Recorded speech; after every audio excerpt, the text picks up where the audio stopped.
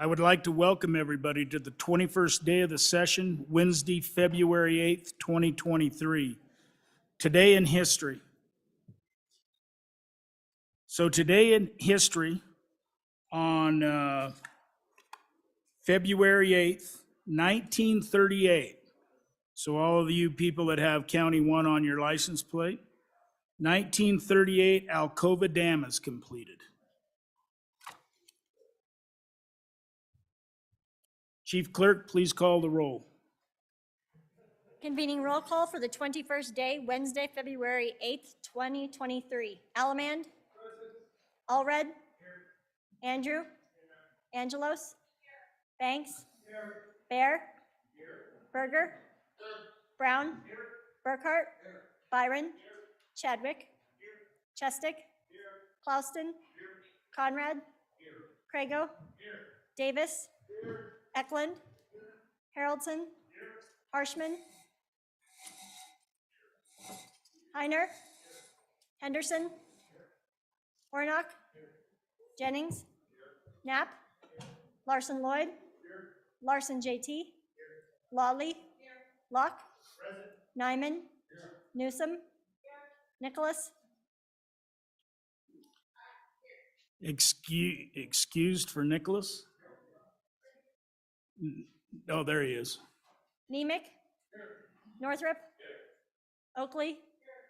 Obermuller? O'Hearn? Olson? Ottman? Pendergraft? Penn? Provenza? Rodriguez Williams? Sherwood? Singh? Slagle? Smith? Stipp? Excuse. Storer?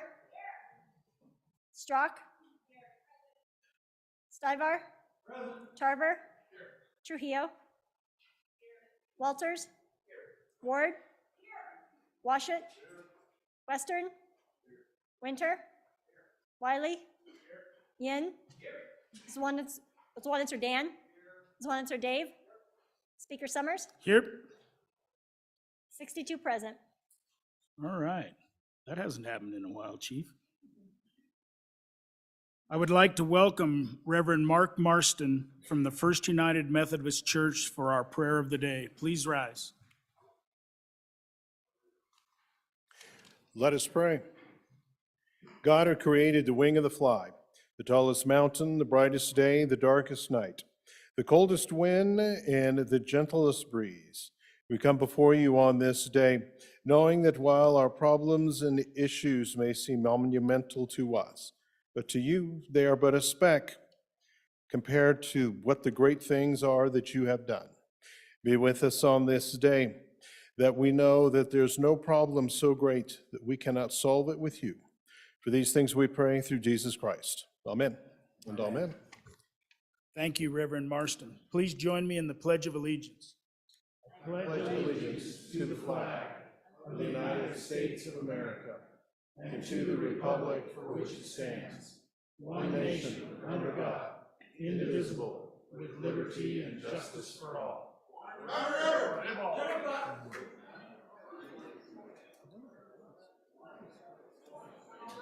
Yeah, you see that.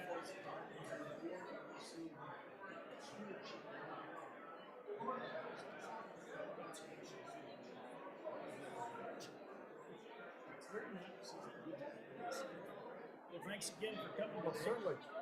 See you tomorrow. See you tomorrow. Morning. Good morning. I loved it. Good morning. Good morning. Thank you, sir.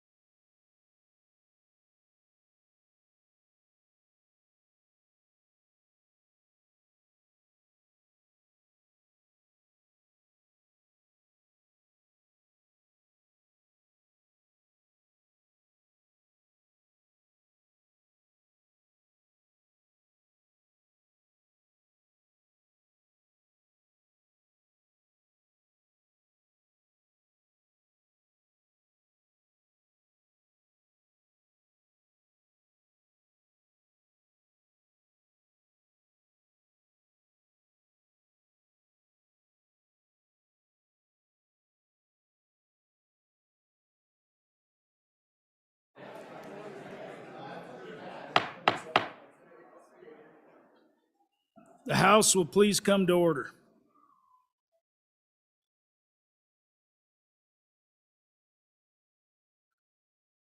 Journal Committee report.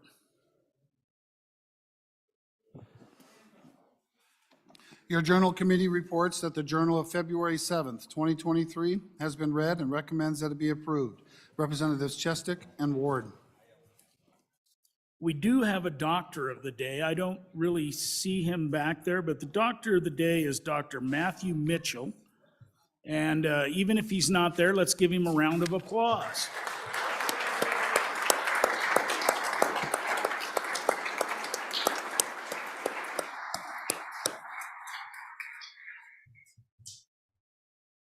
Still no messages from the Senate? All right.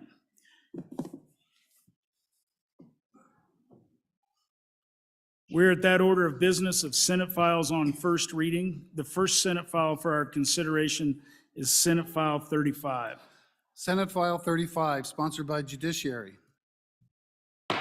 First reading of the bill. School crosswalks and pedestrian crossings appropriation. Senate File 35 is referred to Committee Number 1, Judiciary. The next bill for our consideration is Senate File 120. Senate File 120, sponsored by Senator Barlow. First reading of the bill. Restoration of civil rights. Senate File 120 is referred to Committee Number 1, Judiciary. The next bill for our consideration is Senate File 158. Senate File 158, sponsored by Appropriations. First reading of the bill. Public Employee Retirement Plan contributions. Senate File 158 is referred to Committee Number 2, Appropriations. The next bill for our consideration is Senate Joint Resolution 2. Senate Joint Resolution 2, sponsored by Senator Case. First reading of the bill. Recognizing the service of Lester C. Hunt. Senate Joint Resolution 2 is referred to Committee Number 3, Revenue. The next bill for our consideration is Senate File 47. Senate File 47, sponsored by Education. First reading of the bill. Education, repeal of immunity for corporal discipline. Senate File 47 is referred to Committee Number 4, Education. The next bill for our consideration is Senate File 68. Senate File 68, sponsored by Select Water. First reading of the bill. Prescriptive easement for water conveyances. Senate File 68 is referred to Committee Number 5, Agriculture. The next bill for our consideration is Senate File 88. Senate File 88, sponsored by Travel. First reading of the bill. Hunting licenses, weighted bonus point system. Senate File 88 is referred to Committee Number 6, Travel. The next bill for our consideration is Senate File 40. Senate File 40, sponsored by Senator Case. First reading of the bill. Federal Political Action Committees reports. Senate File 40 is referred to Committee Number 7, Corporations. The next bill for our consideration is Senate File 18. Senate File 18, sponsored by Transportation. First reading of the bill. Benefits for spouses of law enforcement members. Senate File 18 is referred to Committee Number 8, Transportation. The next bill for our consideration is Senate File 21. Senate File 21, sponsored by Transportation. First reading of the bill. High occupancy vehicle lanes. Senate File 21 is referred to Committee Number 8, Transportation. The next bill for our consideration is Senate File 173. Senate File 173, sponsored by Senator Driscoll. First reading of the bill. Financial institutions, similar names. Senate File 173 is referred to Committee Number 9, Minerals. The next bill for our consideration is Senate File 8. Senate File 8, sponsored by Senator Baldwin. First reading of the bill. Essential subsidy payments of to behavioral health centers. Senate File 8 is referred to Committee Number 10, Labor.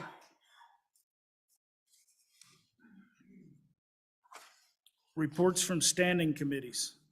Senate File 57, sponsored by Appropriations. State-held drainage district bonds, an act relating to public funds. Mr. Speaker, your Committee Number 2 Appropriations, to whom was referred Senate File 57, State-held drainage district bonds, respectfully report same back to the House with the recommendation that it do pass. Ayes, Representatives Henderson, Larson, Nicholas, Sherwood, Stith, Walters, Zwanitzer. Representative Nicholas, Chairman. Senate File 122, sponsored by Senator Driscoll. Non-resident workers, vehicle registration extension, an act relating to motor vehicles. Mr. Speaker, your Committee Number 9, Minerals, Business, and Economic Development, to whom was referred Senate File 122, non-resident workers, vehicle registration extension, Respectfully report same back to the House with the recommendation that it do pass. Ayes, Representatives Banks, Burkhart, Conrad, Heiner, Knapp, Larson, Lawley, Tarver, Western. Representative Burkhart, Chairman. Senate File 176, sponsored by Senator Driscoll. Solid Waste Disposal Districts Consolidation, an act relating to counties. Mr. Speaker, your committee number 9, Minerals, Business, and Economic Development, to whom is referred Senate File 176, Solid Waste Disposal Districts Consolidation, respectfully report same back to the House with the recommendation that it do pass. Ayes, Representatives Banks, Burkhart, Conrad, Heiner, Knapp, Larson, Lawley, Tarver, Western. Representative Burkhart, Chairman. All right, so what we're going to do now is we're going to have our Good Appropriations Committee, and they're going to walk us through what the Senate did, what the House did, what the differences are. And then at the end of that, I will appoint a conference committee for Senate File number 1. So Vice Chair Larson, I think I'll turn it over to you. Thank you, Mr. Chairman. And members of the House, just to help you understand the mechanics of what happens now is we passed our bill, the House side of the mirror bill, of the appropriations bill. Now, today, we're going to explain to you what the Senate did and a little bit of the differences that are on the Senate side. Then, when we meet in conference committee, our responsibility between the two committees is to work out the differences, come to a common resolution, and bring that back to you for your approval and your sustaining vote. So that's kind of the process. If you'd look on your handouts, you've got a long one and this is the Senate's position. But before we go to that and before the members of the Appropriations Committee explain that to you, I'd like you to look up, there's another smaller one laid horizontally that says Comparison House Senate Positions. I'd just like to spend a minute with you to help you understand where the two bodies fell at the end of the day when all the dust is settled. And I'll tell you, it's really amazing, and it's since I've been in the legislature for 10 years, there's times that you'll see the House and the Senate have $25 million difference that you're trying to figure out how to settle. Sometimes more than that. We're at $1.5 million, less than $2 million on this between the House and the Senate. Different pots, but overall, that's really close. So this document's broken down into 3 categories. The top one is the profiled balance. So at the end of our actions on Friday, if you looked at the general fund and SIPA, the BRA account on both sides has 115 million left in it that was not added to or taken away from. You'll see that we ended up with 1.7 in the LSRA, and there's about 500 million less than that. They done some, that 474, they moved into savings. The school foundation program, we pulled some money out of there and put into the reserve accounts, and then they remained about 555 million. Then on the reserve accounts, the school foundation reserve accounts, we put in 150. We have 150 million in there. They had 76 million. Water One, 7 million apart there. They've got 27 and we're at 20. The reserve account, the PMTF reserve account, we have 274 million more on our side. On the capital school permanent land fund reserve account, we have 350 million. You'll recall that number. We'll talk a little bit more about that in some legislation today on the House side. And then in the permanent fund, we deposited 150 million in the permanent fund. They deposited 753 million in from the LSRA into the permanent fund. And then on the common school permanent land fund, we deposited 150 and the Senate deposited 246. The second section on spending, and there's a couple of numbers I'd like you to circle. That first one, the second one down that says JAC base without governor's matching contingency, that's our budget bill as it come into this body. If you would circle that number. And then if you would come down going to the bottom there where it says all other bills, there's 333 million. If you would circle that, that's nothing to do with the budget. That's appropriations that are out there in other bills. Okay, and so if you take that 642 of the general fund subtotal and you minus the 333 that are out there in other bills, and then subtract the 288, that leaves that $34 million that we spent in excess of the budget bill. And you'll see that the Senate spent about 157 million more than we did. Then if you'll come down to where we end up in the appropriations, or that section 3, the appropriations and transfers to savings. Now, what LSO considers as savings is something that is not appropriated and can be that is not appropriated and can't be spent for a specific purpose in this biennium. And so we've got that State Fair Endowment Fund, the Cultural Trust Fund, the WNRTF, and then the WNRTF Challenge Fund, tomorrow's endowment, the reserve accounts, and the Hathaway and Excellent in Higher Education. And then you come down to the subtotal and you see the Permanent Mineral Trust Fund and the Common School Permanent Land Fund. So in our actions, when we finished up, we put 1.13 billion with a B into savings. I think that's huge.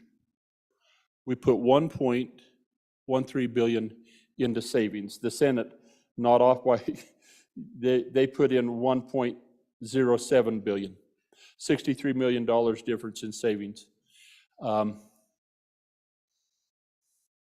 When you take a year where we have excess funds and determine what to do with them, and you put most of that into savings, I think job well done.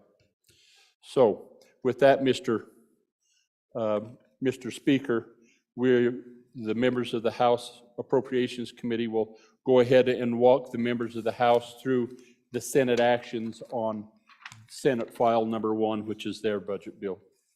So, Mr. Vice Chair, before we do that, I see a whole bunch of young people coming in, and I think somebody may have had, did anybody have a privilege on those folks?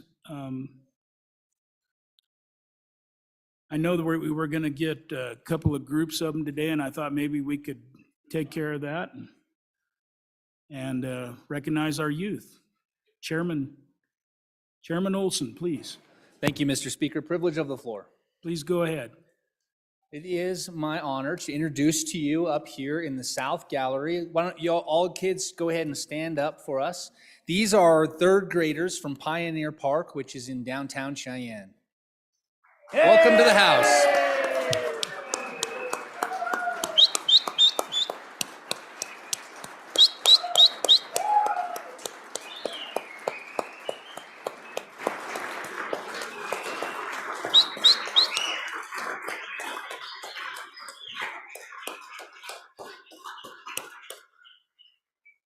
And Mr. Speaker, they are escorted by their teacher, Miss Kim Amen, which is no easy task to bring those third graders through the Capitol. So we thank you for all that you do for our kids.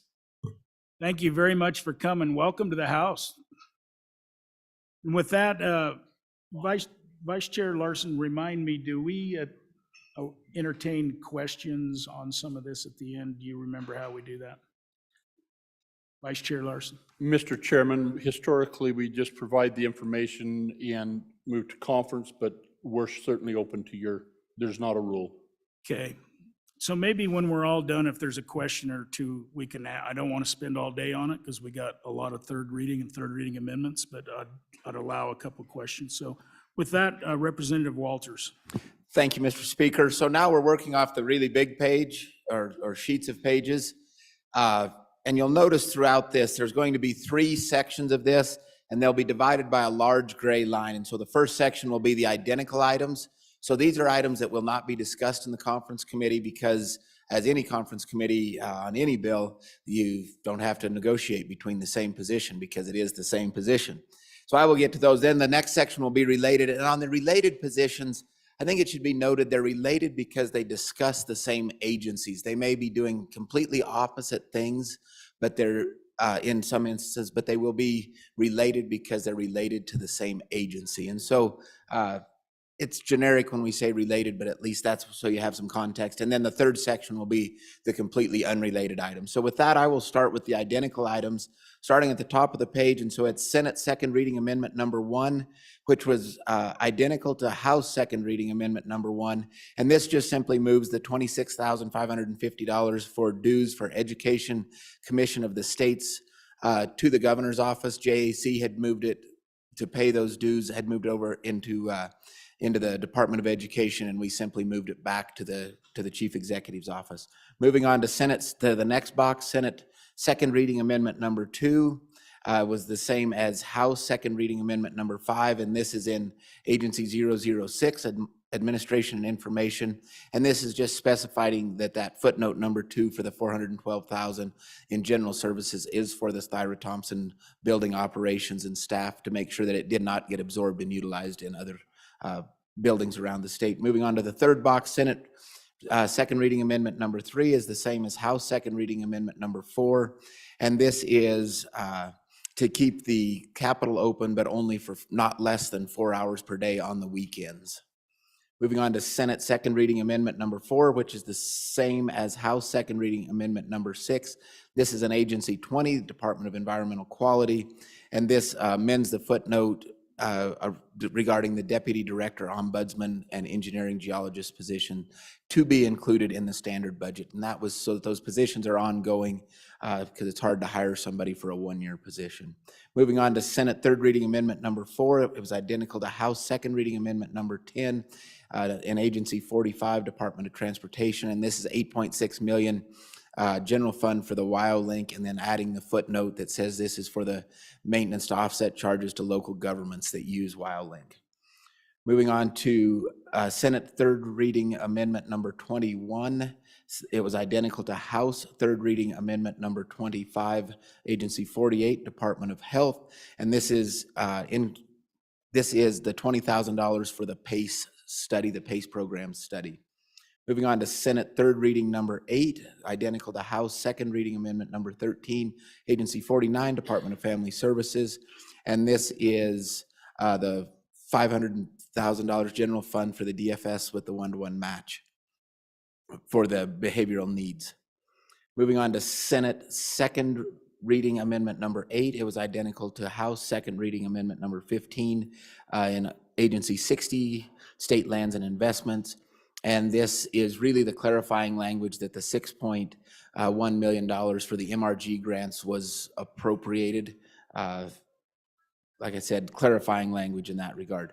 Moving on to Senate second reading amendment number 34, it was identical to House second reading amendment number 17, Agency 67, the University of Wyoming School of Energy Resources, and this is $300,000 for the School of Energy Resources and a technological and economic analysis of the feasibility to produce high-grade graphite from coal and other sources. Moving on to Senate second reading amendment number 11, it was the same as House second reading amendment number 22, Agency 205, Education School Finance, and this is the $22 million of S5, and this is the external cost adjustment to the full governor's recommendation, JEC, Joint Education Recommendation for the full ECA, and ongoing with that. And the final identical one is Senate second reading amendment number 19 and House second reading amendment number 30. And this is a section 300, and this is the Wildlife Trust Challenge account and program, and this is $958,000 with a one-to-one match for the Wildlife Trust program, Challenge program. So those are the identicals, and with that, I would turn it over to the good representative from JAC that hails from this city. Representative Zwanitzer. Thank you, Mr. Speaker. And ladies and gentlemen, we're going to be just below that first shaded area. So we're going to be on the related ones. Okay, our first one that Senate is Senate File 24, and it relates to House Amendment number 46. And you can just follow the first two, and the first two are basically a transfer from they're both technical corrections, but the first was basically from the treasurer's operation, and then the second one that's a positive puts it into the internal investments. And then on Agency 24, the State Parks and Cultural Resources, we have a technical correction, and it corrects the reference to the Wyoming Tourism Reserve and Projects account. Then on Agency 48, which is the Department of Health, we have healthcare financing, and what we have is another technical correction, as these all are on this first category. It adds the word agency after the words increases to, and that's on page 47, line 2. Then we go down to Agency 85, the Wyoming Business Council, and we're in the Community Facilities Program. This is a technical correction that deletes the program line for the Community Facilities Program to reflect the action taken in Senate File 38, second reading amendment 38. Then we go down to in the section 300s, where we have appropriation to match federal infrastructures. Technical correction on page 87, line 20, and it replaces the words new A with the words a new. And then the next technical correction is on page 99, line 5, and it removes the reference of subsection C to the action taken in the Second Amendment reading 47. Then go down to the next one, which is the Senate Third Reading Amendment number 1. That corresponds to the House Second Reading Amendment number 2. And it amends footnote number 1, specifying that $5,000 in general funds be appropriated for the survey of employees gauging interest in moving to Riverton to work there for all state employees, not just those currently living in Cheyenne. And then at the bottom of the page, we have Senate File Second Reading 13 that corresponds to House Second Reading 23 with the Department of Education, and it increases $280,000 of in the school foundation account to the Department of Education, and footnote 7 to specify these funds are for 1 full-time employee and other authorized positions to approve charter school applications, and further states that the appropriation cannot be transferred or expended for any other purpose. And then the last one that I will address would be Senate File Second Reading 13 that corresponds to third reading in the House number 10, the Department of Education, and it states that the appropriation is contingent on 2023 Senate File 174 being acted into law. And with that, Mr. Chairman, I'm going to turn the, oh, I got one more. Let's flip the page. I'm going to do another one.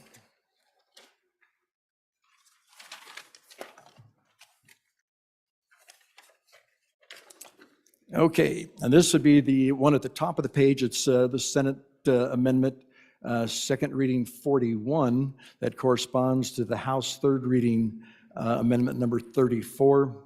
It's in the 300 section, and it basically states that it deletes Section 300D and eliminates the $40 million general fund transfer to the Wyoming Tomorrow Scholarship Endowment Fund.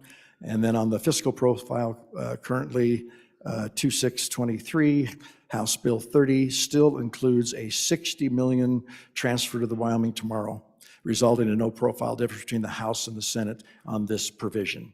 And with that, Mr. Speaker, I'm going to turn it over to the fine representative that's just west here on the interstate. Representative Clark. Mr. Speaker, thank you very much. So continuing on this same page, we have the Senate Second Reading Amendments 43, 44, 45, and then a Third Reading Amendment 23. And as you'll look at all of those numbers, essentially what's happening is that on the House side, we put, or in the original, in the budget as presented, there was about $1 billion going into the various reserve accounts. And what the Senate has done is to undo that and essentially put that about the same amount of money, about $1 billion, into the permanent funds. So the details are as follows. The very first line up there, you can see $274 million. The original budget had that going into the Permanent Wyoming Mineral Trust Fund Reserve account. They delete that. The next section they delete is $112 million that would have gone into the Common School Permanent Fund Reserve account. The next section is $246 million that would have gone into the reserve account. And then they do the same thing on the following two lines in smaller amounts with respect to the Hathaway Student Scholarship and the Excellence in Higher Education reserve accounts. So you can see those in all those 1, 2, 3, 4, 5, the first 5 numbers there in that column under appropriation. They're all in parentheses, they're all negatives. They're removing the money out of the reserve accounts. But then you see what happens next as they're putting the money back in, this time into the permanent accounts. So we have $246 million. That's second reading amendment 44 on their side. $246 million going into the Common School Permanent Fund permanent account. So the CSPLF, the permanent account. And you may wonder, why is it 246 million instead of some other number? And the reason is, that's my understanding, is that that's the amount of expected federal mineral royalties that would otherwise go into the school foundation program or the school foundation program reserve account. So because these are federal mineral royalties, we're allowed to move them around, essentially. The next is line item is Senate Second Reading Amendment 45. $412 million goes into the Permanent Wyoming Mineral Trust Fund account. That is, again, this is permanent savings, $412 million. And then the final action taken on this savings item is to take an additional $341 million and put it into the Permanent Wyoming Mineral Trust Fund. And so and I think on the single sheet, the 8.5 by 11 sheet that you have on your desk, it's almost a little easier to see it on that sheet. If you go to all the items we just talked about show up toward the bottom of the page in column 3. When you look at the differences between the bodies here, you can see those same numbers showing up, how they are removing out of the reserve accounts.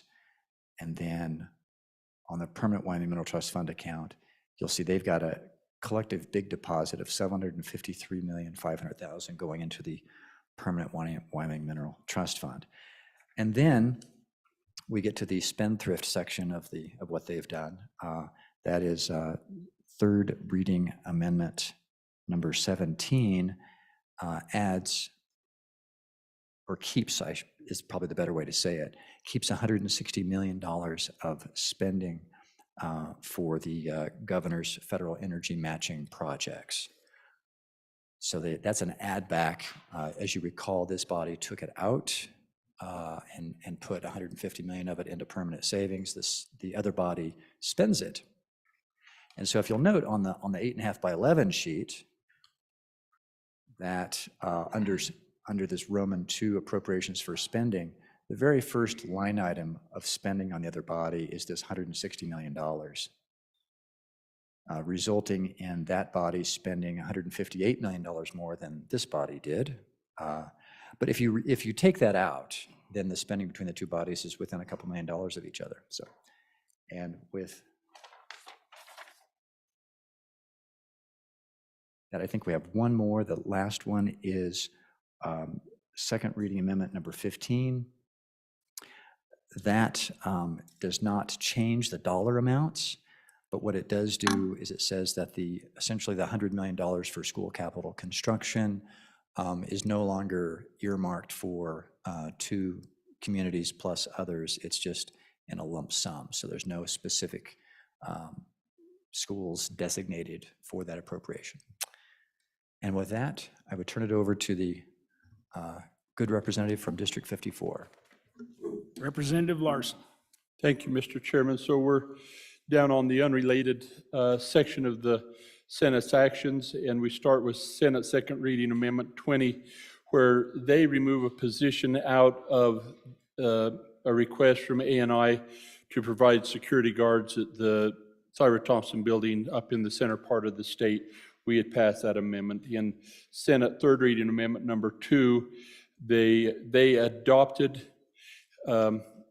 an expenditure of $500,000 out of the tourism account for advertisement for the state fair. You may recall we had a similar amendment in here that we defeated. Senate second reading amendment number 21 removes a position out of the Department of Construction that the House side left in. Senate second reading amendment number 22 is kind of a technical amendment that we weren't aware of and wasn't included on our side, where we took that invasive species funds of $1.5 million. It was in the governor's office for aquatic invasive species, and we moved it over to the WWNRT for them to administer. And this footnote removes the typical requirements for applying to those programs under the WWNRT out of this, to where it can just be specifically for these invasive species. Then on Senate second reading amendment number 27, they removed the 7.5 million general funds, 7.5 million federal funds to reduce the DD wait list. Then the last amendment, there was a Senate second reading amendment number 31 that was passed dealing with a similar amendment that we defeated on the House. They adopted it, we defeated it on the House side. And then third reading amendment, they come back in and defeated it. So it's kind of one of their amendments comes in and deletes another. So if you'll flip the page, then we'll be ready for the good senator from here in Cheyenne to explain the next few. I believe it's Representative Henderson. Please. Thank you very much, Mr. Speaker. Members, on the top of the third page, the Senate second reading amendment number 35 decreased general funds by $500,000. And this deleted also footnote number 11, if you refer to budget to page 60, line 4, from the appropriation, eliminates appropriation to college education initiatives. The next amendment adopted by the other body is third reading amendment number 11. This was for $2 million general funds, and this was an increase, and adds a new footnote number 15, specifies that 1.5 million general funds is for converting light detection and ranging data into a statewide digital elevation model, and 500,000 general funds for dissemination and public availability by the University of Wyoming as a data hub. The total appropriation shall not be a part of the university standard budget and will not revert until June 30, 2026.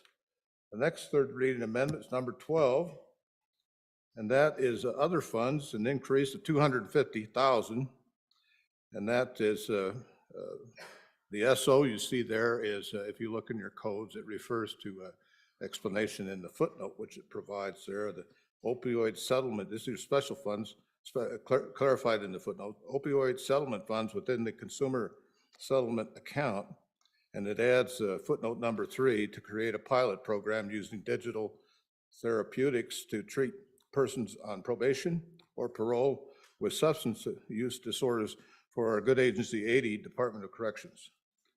And I'll turn it over now to our good representative from the beautiful city over the hill. Just a second. I think we have some more youth coming in. Chairman Olson, do any of them look familiar?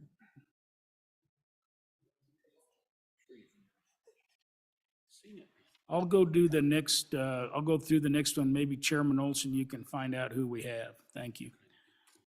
Representative Sherwood? Yes. Thank you, Mr. Chairman. So we are on page 3 here in the home stretch. We're in Agency 85, the Wyoming Business Council.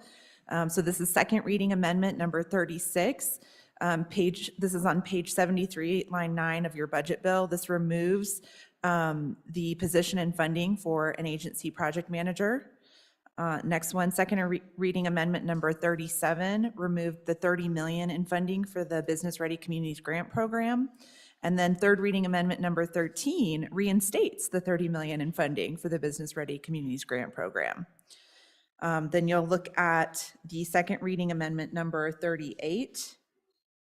This is also through the Business Council, removes the funding for the Community Facilities Program, and deletes footnote 4, which is found on page 74, lines 15 through 23 of your budget bill, and that referenced the creation and purpose of the Community Facilities Program as found in statute.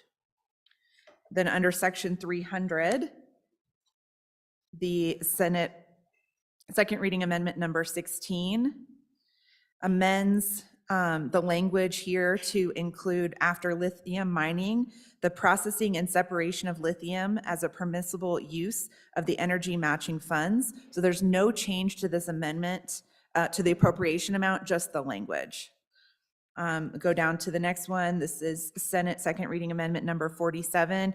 This removes the $5 million of previously appropriated and currently unobligated funds to be used for the construction of an airport tower at an international airport in Wyoming. Next one is Senate third reading amendment number 18. This refers back to the Community Facilities Program administered by the Wyoming Business Council. The Senate created a new section, 333, that appropriates $2,695,000 in general funds and $104,661 from the Strategic Investment and Projects account to the Business Council, and then adds this language for grants to cities and towns to complete the preservation of former school facilities as community centers, provided that the city or town has previously received funding or technical assistance from the Business Council for this same project. Last one on here is Senate third reading amendment number 19 with property tax reimbursement. This is a new section under the 300s, and it's appropriated $28.4 million in general funds to the Department of Revenue contingent on Senate File 136 passing. This is the property tax relief assessment rate reduction, which decreases the property tax assessment rate for all other property classes from 9.5% to 7.5% starting January 1st, 2024. I think I'll, Chairman Olson, do you have a privilege for us? Yes, privilege of the floor, Mr. Speaker. Please. Today we're greeted by another group of third graders. Third graders, go ahead and stand up. And Miss Guile, this is Miss Guile's class of third graders from Pioneer Park, also here in downtown Cheyenne.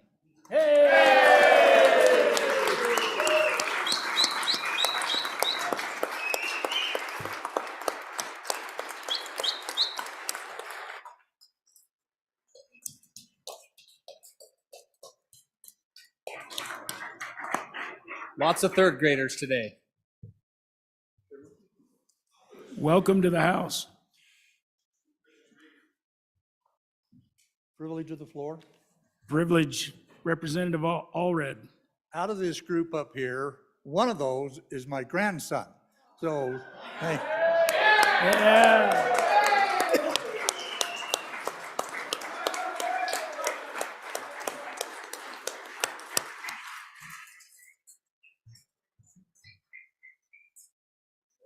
Welcome, welcome, welcome. Welcome to the House.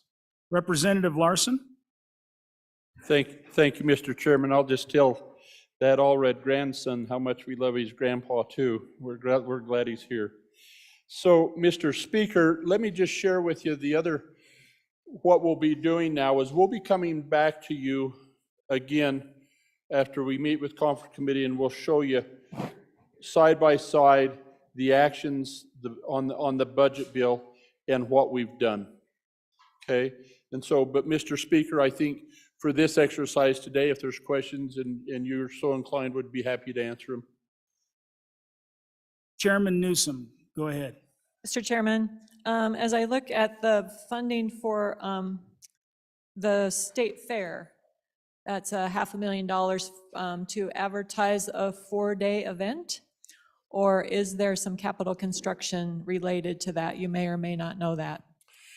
Representative Larson. Mr. Chairman and Chairman Newsom, two different actions in the CapCon bill. We appropriate, I think, $474,000 as a request to demolish a dormitory. Then we provided an additional $500,000 in the CapCon bill for additional needs that they have in that first year. And then we appropriated another 500,000 for a matching fund for their endowment fund. This was a mirror amendment that was on both sides. That was to take money from tourism to just advertise for the state fair. We defeated it on our side, and they adopted it. Follow-up, Chairman Newsom. So just a commentary that $500,000 for a 4-day event for advertising seems excessive. Thank you. We're going to stick to just questions. Representative Heiner. Thank you, Mr. Speaker. I was wondering if we can get some information about the total number of employee ads or FTEs from both chambers, what the final number was. Thank you. Representative Larson, do you have that? No, but we'll get it here real quick. All right, we'll get that and get back to you offline. Thank you. Chairman Washit. Thank you, Mr. Speaker. With regards to the Wyoming Supreme Court, as I recall, this body passed an amendment for a attorney's position with the Supreme Court, and I heard that that did not pass on the other end of the building, and I don't see it referenced here. Maybe can't fill that in. Representative Walters, you want to take that one? Thank you, Mr. Chairman. Really, the answer is discussion is just what the Senate did. It has no, what's before us today has no reference to what the House actions were. And so in the conference committee, we will discuss, and really what we come down to is we either adopt a Senate amendment or we adopt a House amendment. We delete a Senate amendment or we delete a House amendment, or we delete and further amend, meaning we get somewhere between the two positions. And so again, today's presentation is simply a discussion and a presentation on what the Senate, the body down at the other end of the hall did. And so our actions will be taken into consideration in that conference committee. And so they're still just what our actions were. To the question about the total employees, the Senate increases total FTE count by 0, and the House position is an FTE increase of 3. All right. Representative Larson. Follow up on those positions. We're scrambling to think of the third one. The first one was in the Department of Revenue to help with the property tax returns, that program, that property tax refund. And the second was we added in the Supreme Court, the one that I think we just talked about. And we'll get you that third one, Representative. All right. Chairman Eklund. Mr. Speaker, I believe the third one was state lands. Am I correct? That passed, didn't it? Okay. And, you know, any of you out there that want to know if you don't remember what we all passed, I am sure that any of the appropriators could walk you through what our positions were. They have all that laid out on a sheet. So they would be able to show you what our positions were, and then you'd be able to see that as well. But they'll do that offline if anybody wants to take a look at that. Is that fair, Representative Larson? All right.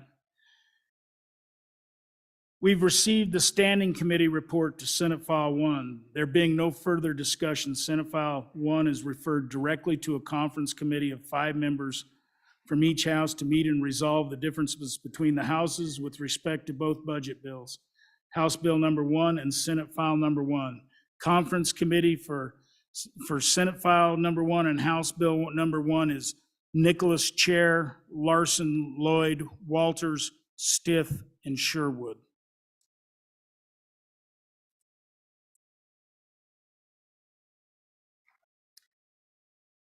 Representative Larson, do you have a correction of some kind? Do have a correction. Found out the good chairman of agriculture, that position in state land is actually in the budget.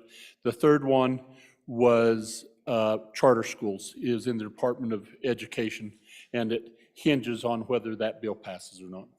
Thank you. Thank you, Representative Larson. Okay. We're at that order of bills on second reading. The first bill for our consideration is Senate File 2.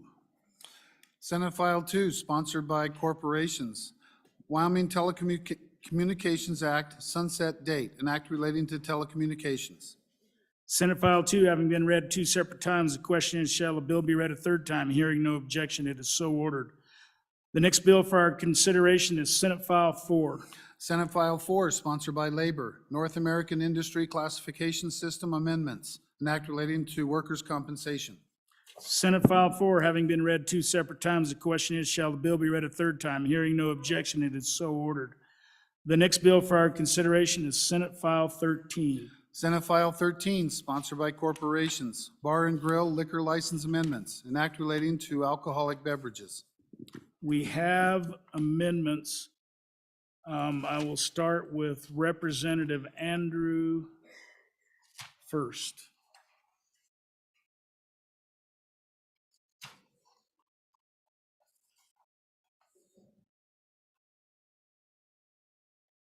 Representative Andrew. Thank you, Mr. Speaker. I move a Second Amendment reading number 2 to Senate File 13 and ask for your favorable consideration. Members, this amendment simply adds the ability for holders of a bar and grill liquor license to be able to sell take-home mixed drinks. This was something that we saw during the pandemic, and a lot of things that, or something that I think a lot of people would like to see come back. We can currently do this under a retail liquor license. Usually it's done with like alcoholic slushies or other things, but this would just open up more liquor license to be able to have this ability. Chairman Newsom. Thank you, Mr. Chairman. I'm on and against this particular amendment. I think it really steps on the toes of our full license owners, our full liquor license owners, if we allow essentially packaged liquor to be taken out of a bar, grill, restaurant situation. So I'm on and against. Thank you. Anybody else for their first time? Chairman Zwanitzer for your first time. Thank you, Mr. Chairman. Just some more education for the body. So we do have a packaged liquor or full liquor license, right, that's under a population matrix. And so that allows you to basically sell completely off premises, right? You go to your local liquor store and you bring home a six-pack kind of thing. They can also, serve as a bar. The bar and grill liquor license, again, as stated yesterday, is really to make sure you have at least 60% of sales being food and not alcohol. They're primarily supposed to be a grill that can serve alcohol up to that threshold. So with this amendment, you're getting closer and closer to kind of blurring that line between what should be a bar and grill and what has been traditionally the full package retail store.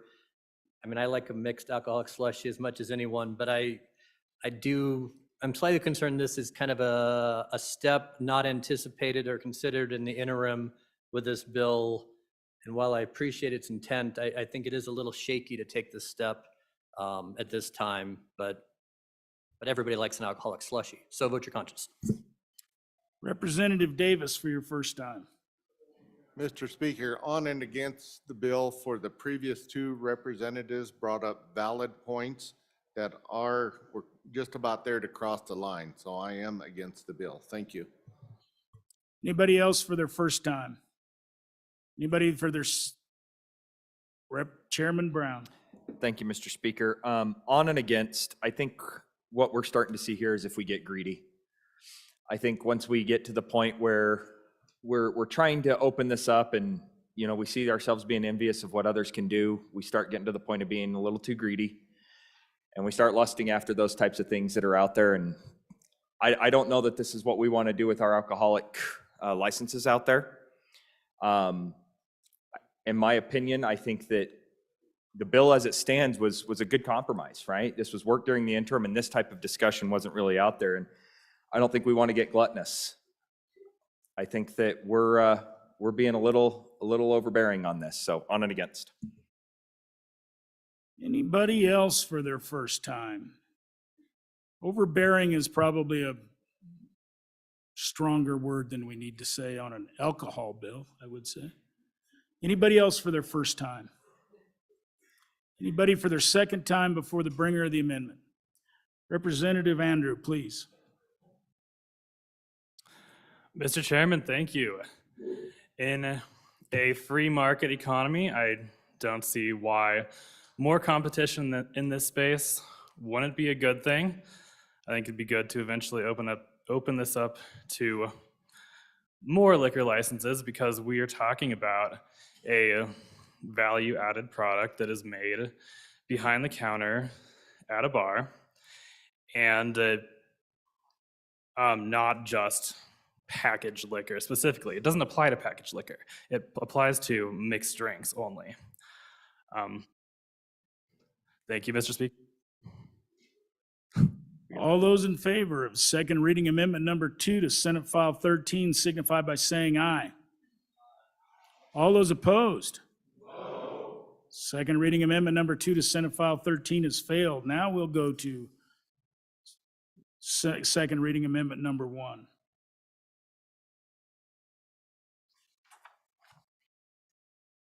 Representative Ottman.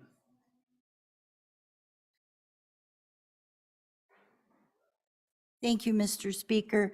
I would move Second Amendment reading number 1. Second reading Right. amendment number 1 to Senate File 13. Yes, thank you. Second amendment reading number 1 to Senate File 13, and ask for your favorable consideration.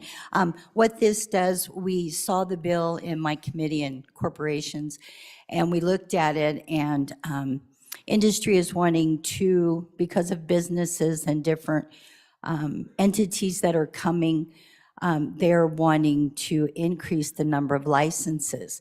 And so to go along with that, what my amendment does is let me see, on page 4, yep. On page 4, lines 18 through 23, it deletes that. This paragraph is repealed effective June 30th, 2033. And what that does is it puts the cap back in there. The bill itself had taken that out, and so I will be putting, this amendment will put that back in there. Industry is very supportive. The businesses are supportive and said that this would not impede anything that they're trying to do.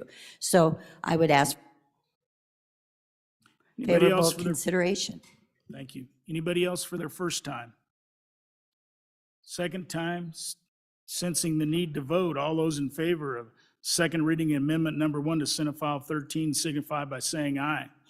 Aye. All those opposed? No. Second reading amendment number 1 to Senate File 13 is passed. Representative Conrad, do you have a privilege? No, let me finish this bill. Senate File 13 having been read 2 separate times, the question is, shall the bill be read a third time? Hearing no objection, it is so ordered. Now, Representative Conrad. Mr. Speaker, privilege of the floor. Please. Please hold your applause till I finish. It's with unbelievable humility and pride that I introduce to you today the Wyoming Association of Sheriffs and Chiefs of the Police in this great state of Wyoming.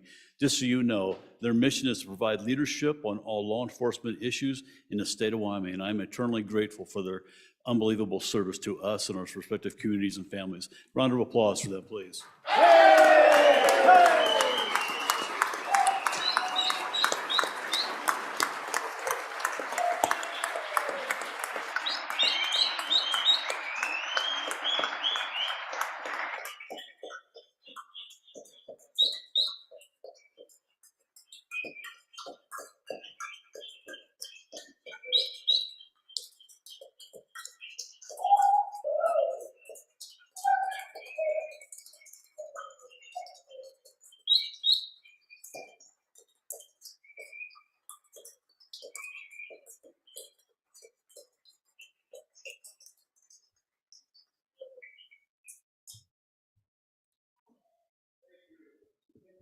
Sheriffs and chiefs, we really appreciate all you do for Wyoming, for taking care of us, and for taking care of our children, for taking care of the whole state. And you're out when the weather's bad, you do it all, and we really appreciate all the effort you do out there in our communities. Thank you. With that, the next bill for our consideration is Senate File 23. Senate File 23, sponsored by Judiciary. Treatment courts, transfer to judicial branch. An act relating to courts. Senate File 23 having been read 2 separate times, the question is, shall the bill be read a third time? Hearing no objection, it is so ordered.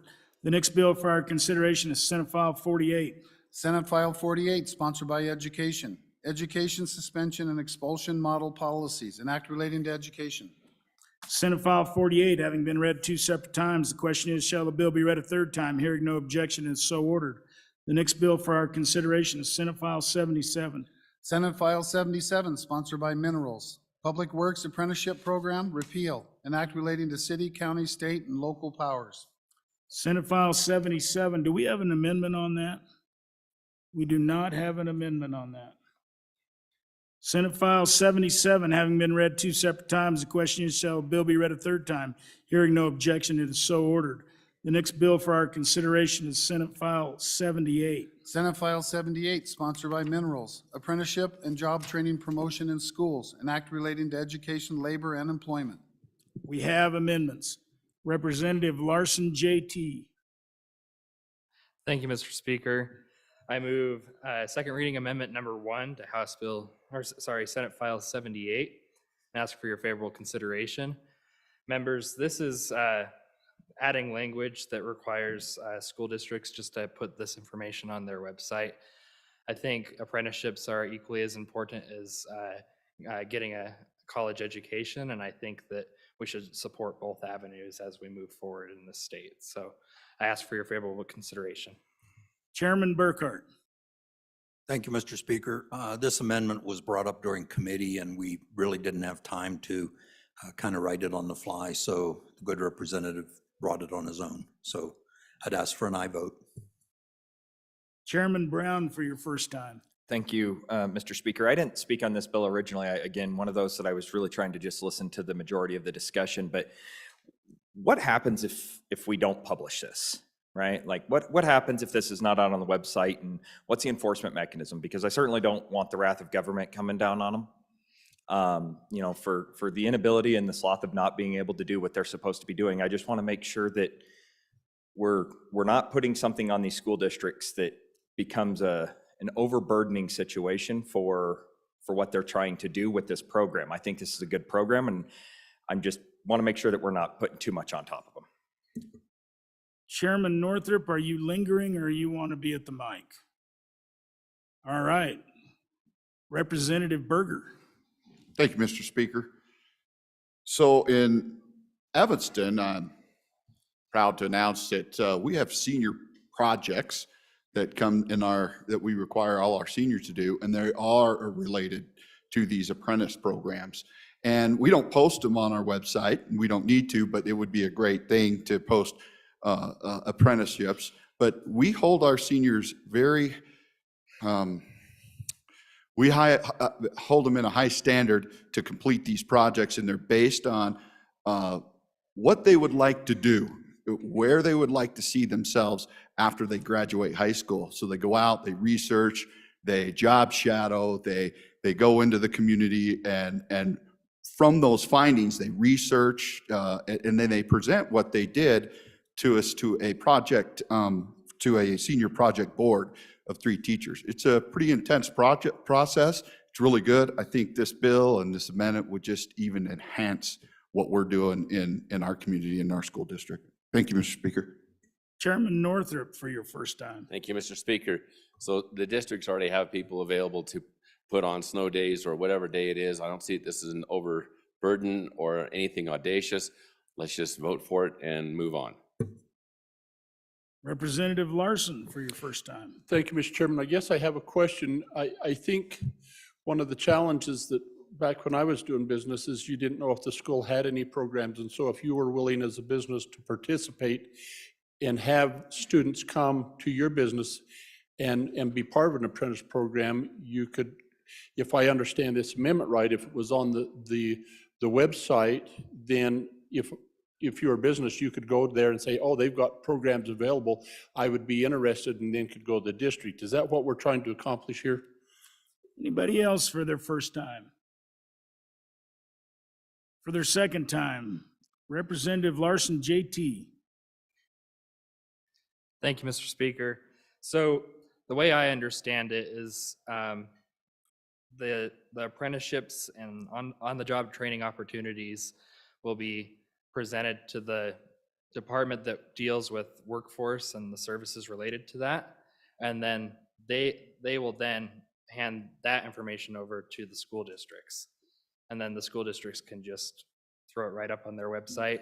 And again, I don't think this puts an undue burden on school districts. They already have a spot on their website for the Hathaway school scholarship program, and this is already in statute in that specific part of statute. So I think it's just supporting both higher education and apprenticeship opportunities, and I urge you to vote aye.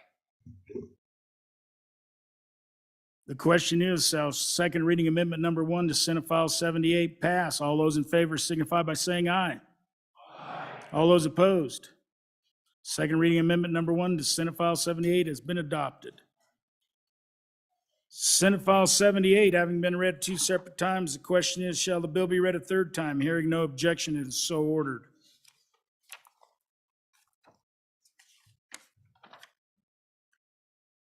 We're at that order of business of bills on third reading and final passage. Mr. Majority Floor Leader.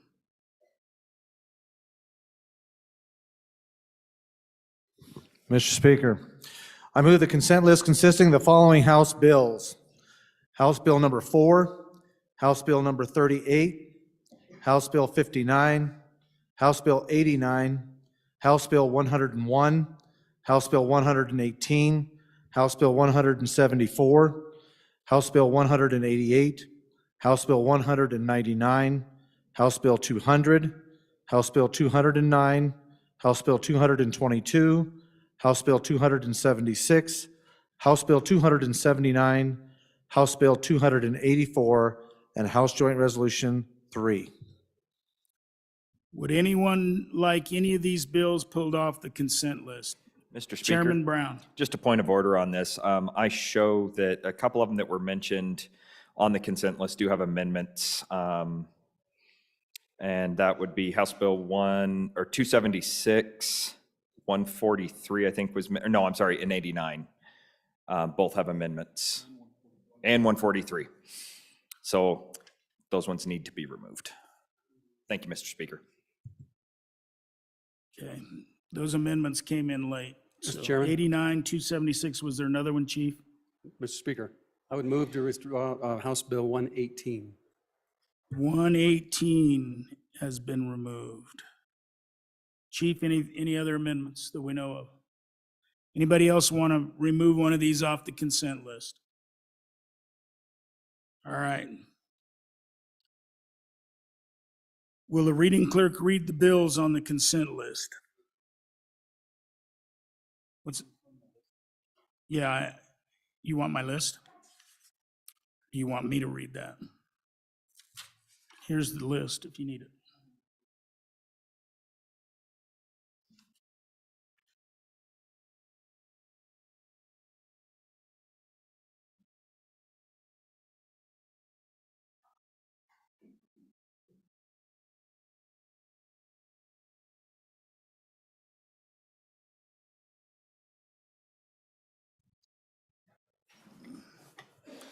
House Bill 4, sponsored by Labor, Medicaid 12-month postpartum coverage, an act relating to medical assistance and services, being enacted by the legislature of the state of Wyoming.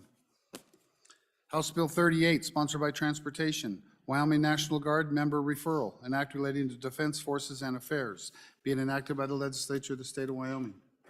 House Bill 59, sponsored by Transportation, Wyoming National Guard tuition benefits, an act relating to defense forces and affairs, being enacted by the legislature of the state of Wyoming. House Bill 101, sponsored by Representative Crago, Uniform Trust Amendments, an act relating to trusts, being enacted by the legislature of the state of Wyoming. House Bill 174, Homestead Exemption Amendments, an act relating to the Code of Civil Procedure being enacted by the legislature of the state of Wyoming. House Bill 188, sponsored by Representative Winter, Wolf Depredation Compensation, an act relating to agriculture being enacted by the legislature of the state of Wyoming. House Bill 199, sponsored by Representative Conrad, License Plate Decal Breast Cancer Awareness, an act relating to motor vehicles being enacted by the legislature of the state of Wyoming. House Bill 200, sponsored by Representative Northrup, non-resident hunting licenses, application fees, an act relating to game and fish, being enacted by the legislature of the state of Wyoming. House Bill 208, sponsored by House Appropriations, School Foundation Program Reserve Account 209. Investments. I think it's Sorry. 209. Was that taken off? House Bill 209, sponsored by Capital Finance, Hathaway Scholarship Accounts, Transfer Timing, an act relating to education, being enacted by the legislature of the state of Wyoming. House Bill 222, sponsored by Representative Summers, Colorado River Advisory Committee, an act relating to water, being enacted by the legislature of the state of Wyoming. House Bill 279, sponsored by Representative Knapp, voter identification requirements, an act related to elections, being enacted by the legislature of the state of Wyoming. House Bill 284, sponsored by Representative Walters, Collection Agency Regulation Debt Buyers, an act relating to collection agencies, being enacted by the legislature of the state of Wyoming. House Joint Resolution 3, sponsored by Representative Winter, Wild Horse and Burros Best Management Practices, a joint resolution requesting the United States Congress to enact the legislation and make other necessary changes to policy to allow federal land management agencies and agency partners to implement best management practices for wild horses and burros by allowing for equine slaughter and processing for shipment to accommodate markets inside and outside the United States, being enacted by the legislature of the state of Wyoming. Having been read 3 separate times, the question is, shall these bills pass the House? Chief Clerk, please call the roll. Ellamand? Aye. Allred? Allred? Andrew? Angelos? Banks? Bear? Berger? Brown? Burkhart? Byron? Chadwick? Chestick? Clauston? Conrad? Crago? Davis? Eklund? Haroldson? Harshman? Heiner? Henderson? Warnock? Jennings? Knapp? Larson Lloyd? Larson JT? Lawley? Locke? Nyman? Newsom? Nicholas? Nemec? Northrup? Oakley? Obermueller? O'Hearn? Olson? Ottman? Pendergraft? Penn? Provenza? Rodriguez-Williams? Sherwood?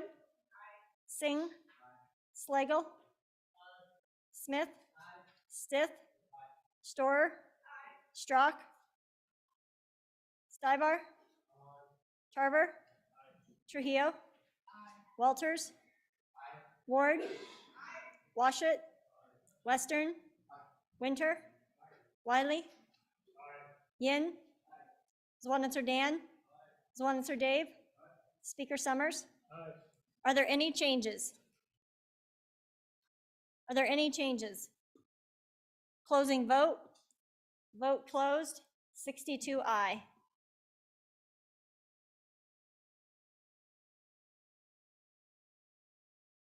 As for House Bill 4, are there any changes?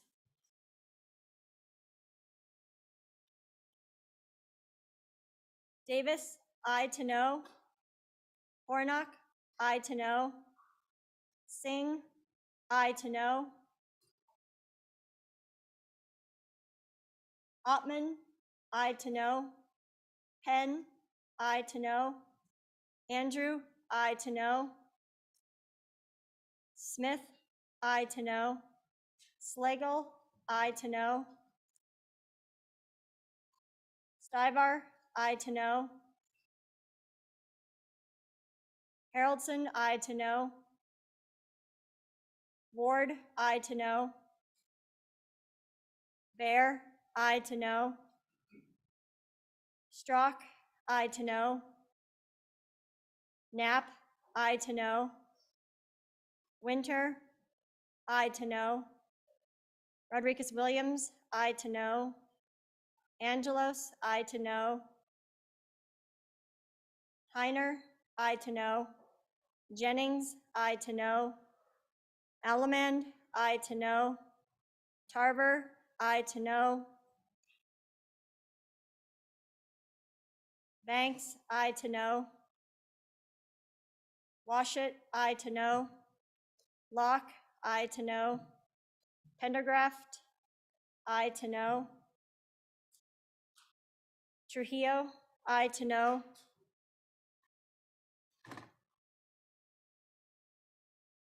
Conrad, aye to no. Nyman, aye to no. Further changes? Closing vote. Vote closed. 34 aye, 28 no.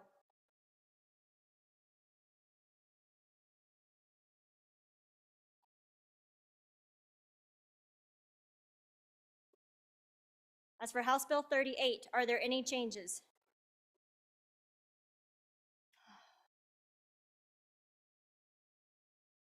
Warnock, aye to no. Singh, aye to no. Ottman, aye to no. Penn, aye to no. Andrew, aye to no. Stivar, aye to no. Oh, Davis, aye to no. Smith, aye to no. Slagle, aye to no. Harrelson, aye to no. Ward, aye to no. Bear, aye to no. Strock, aye to no.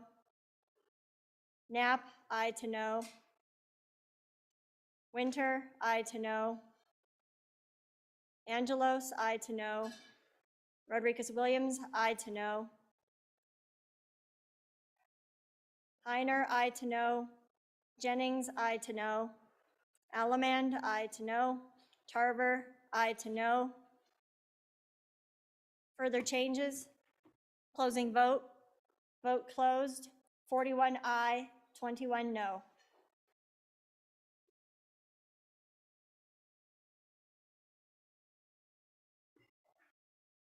As for House Bill 59, are there any changes?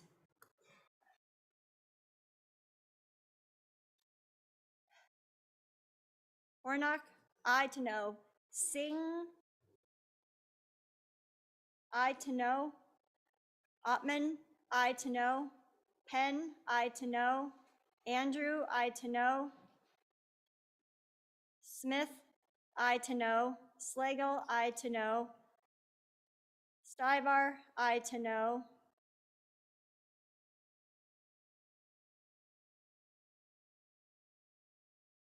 Slagle, can you repeat, please?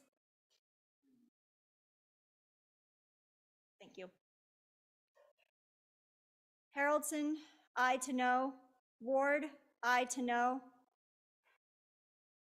Strock, aye to no. Bear, aye to no. Knapp, aye to no.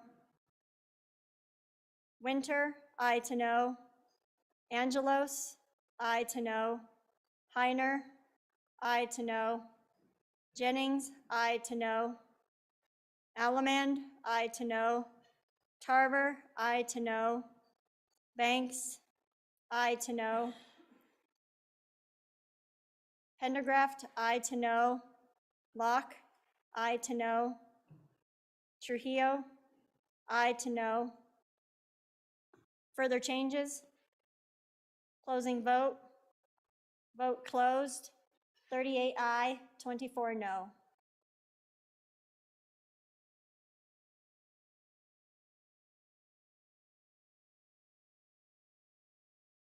As for House Bill 101, are there any changes? Are there any changes? Closing vote. Vote closed. Oh.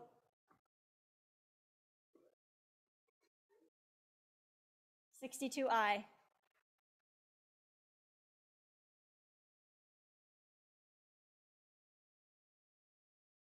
As for House Bill 174, are there any changes?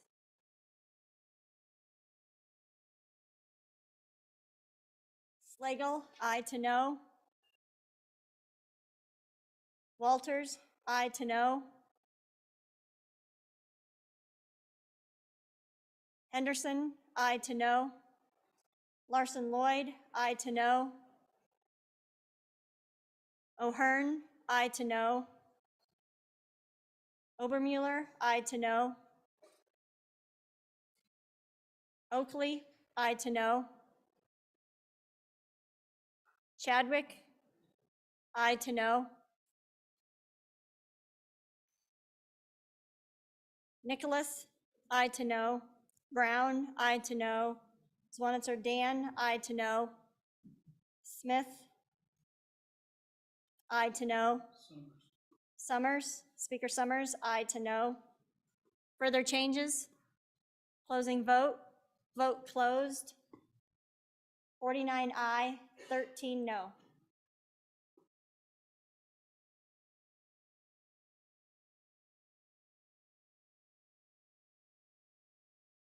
As for House Bill 188, are there any changes? Yin, aye to no. Henderson, aye to no. Provenza, aye to no. Chestick, aye to no. Further changes? Closing vote. Vote closed. 58 aye, 4 no.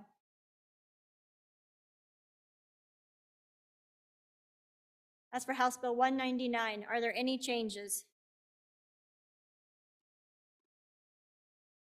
Pendergraft, aye to no. Hornock, aye to no. Penn, aye to no. Smith, aye to no. Haroldson, aye to no. Ward, aye to no. Bear, aye to no. Winter, aye to no. Knapp, aye to no.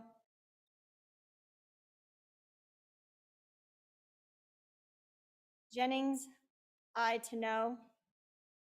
Allemand, aye to no. Stivar, aye to no. Slagle, aye to no. Ottman, aye to no. Locke, aye to no.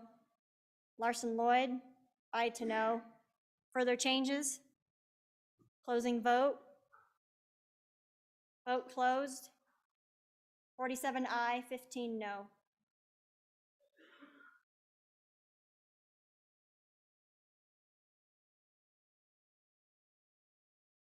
As for House Bill 200, are there any changes?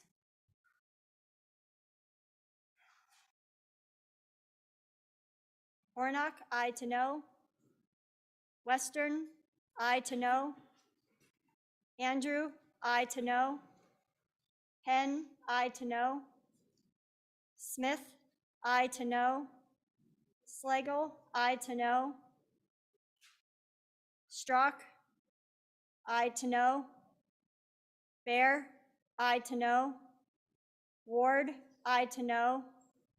Haroldson, aye to no. Knapp, aye to no. Rodriguez Williams, aye to no. Jennings, aye to no. Stivar, aye to no. Allemand, aye to no. Banks, aye to no. Pendergraft, aye to no.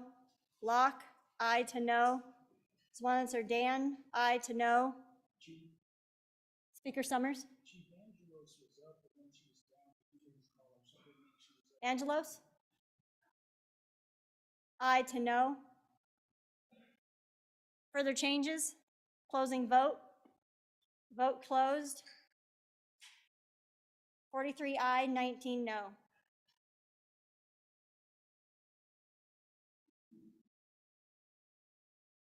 As for House Bill 209, are there any changes? Are there any changes? Smith? Smith, aye to no. Further changes? Closing vote.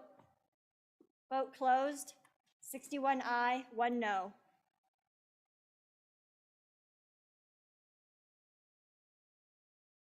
As for House Bill 222, are there any changes? Ward, aye to no. Jennings, aye to no. Stivar, aye to no. Slagle, aye to no. Smith, aye to no. Strock? Strock, aye to no. Bear, aye to no. Haroldson, aye to no. Allemand, aye to no. Further changes? Are there further changes? Closing vote. Vote closed. 53 aye, 9 no.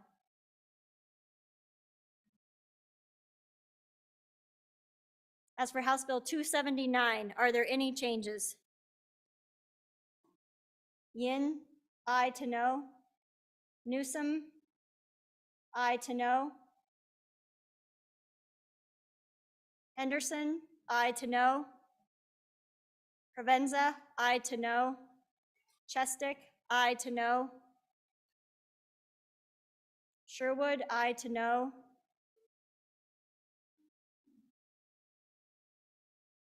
Storer, aye to no.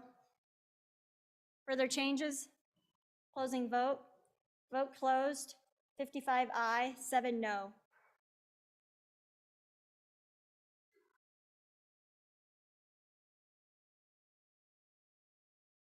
As for House Bill 284, are there any changes?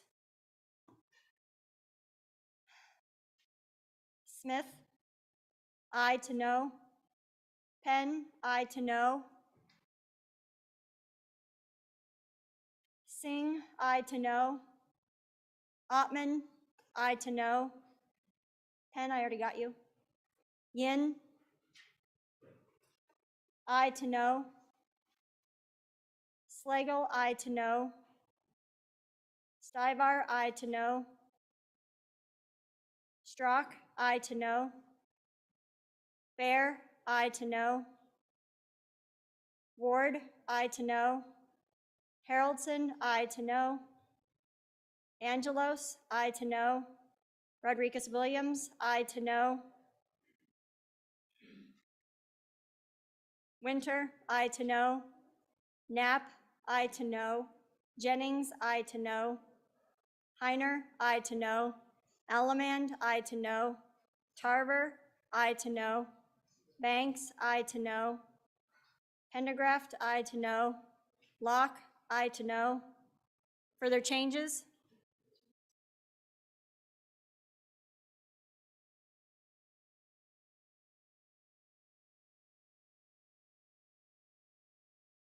Slagle, what is your vote? Aye to no.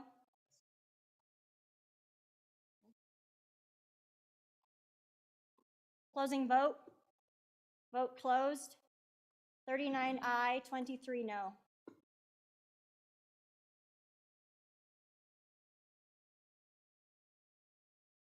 As for House Joint 3, are there any changes?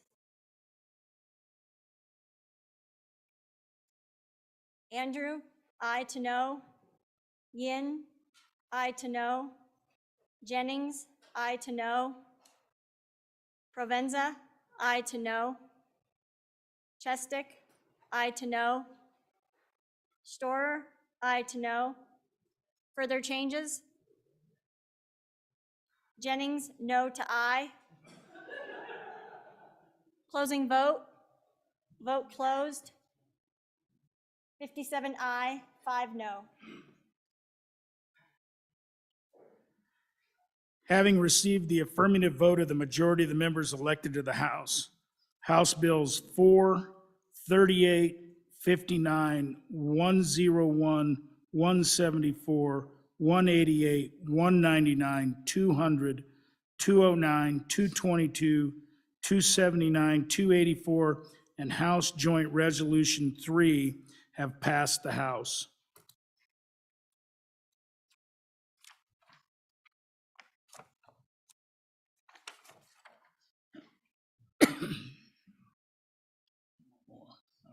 Let's take a look at that.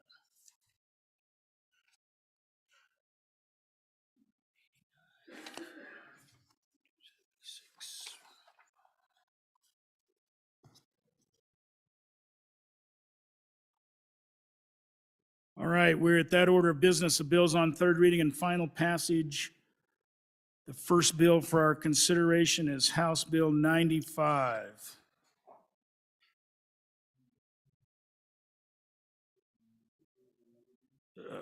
Okay, one of the...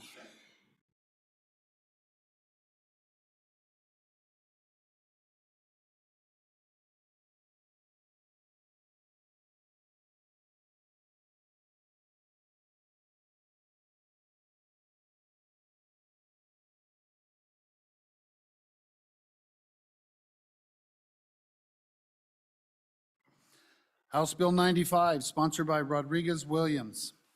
Working Animal Protection Act, an act relating to counties, cities, and towns being enacted by the legislature of the state of Wyoming. Chairman Zwanitzer. Thank you, Mr. Speaker. I'd move third reading amendment number 1 to House Bill 95 and will remove it at the appropriate time. So ladies and gentlemen, I just wanted to have some more discussion on this bill, basically because it's one of the few bills this year that I would say takes away local control, which is a very serious, in my mind, telling our municipalities and our counties that a policy issue is so great that we don't trust the government closest to the people to make regulations and ordinances which affect them and their communities.